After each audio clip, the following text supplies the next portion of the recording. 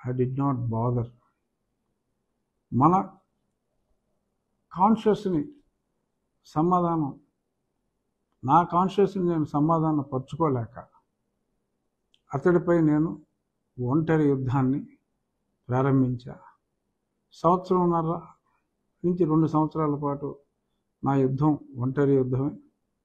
ఇది నేనేమి ఎగ్జాగరేట్ చెప్పుకుంటాం కాదు.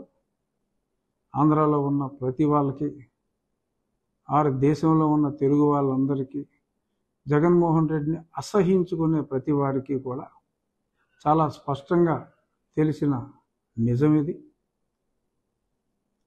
ఒక ఆశయంతో నేను వచ్చా. నేను ఒక మంచి ఆశయం ఉన్న చంద్రబాబు నాయుడు గారితో కలిసి నడుద్దాం అనే ఉద్దేశంతో,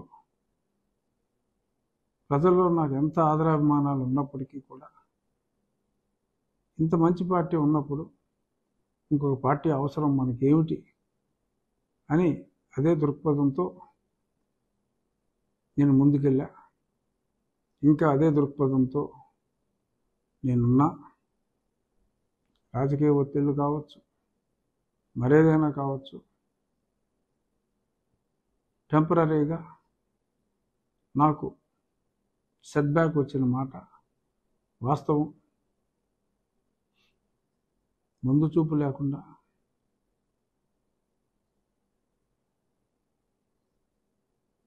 okay, I will deduct it. ఏదైనా టెంపరీగా సెట్బ్యాక్ వచ్చిన మాట వాస్తవం. ఇంకా ఎన్నికలకు చాలా సమయం ఉంది. తప్పుల్ని సరి చేసుకోవటానికి అందరికీ సమయం ఉంది.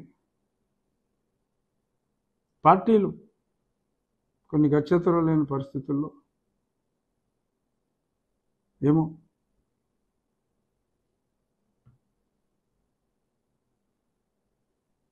కొంతమంది దాన్ని మోసం అనొచ్చు, కొంతమంది అన్యాయం అనొచ్చు.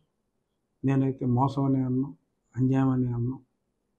కొన్ని తప్పనిసరి పరిస్థితుల్లో పార్టీలు అన్యాయం చేసిన ప్రజలు అన్యాయం చేయరు. నాకు పదవి ముఖ్యం కాదు, కానీ ఒక పదవిలో ఉంటే అన్యాయం చేస్తున్న వారిని ప్రశ్నించాలి అంటే, మన వేదనని అవతలవాడు పరిగణలోకి తీసుకోవాలి అంటే ఒక ప్రశ్నించే గొంతు అవసరం. నా గొంతు తెంపటానికి ప్రయత్నించినా కూడా నా గొంతు వినిపించటానికి నేను ఇన్నాళ్ళు ఆ ప్రయత్నం చేశాను, ఆ ప్రయత్నంలో ఉంటాను. తప్పకుండా తప్పు చేసిన వాళ్ళు ఒకవేళ తప్పు చేసి ఉంటే సరిదిద్దుకుంటారు అనే ఆశాభావం నాకుంది. ఒకవేళ వాళ్ళు సరిదిద్దుకోకపోతే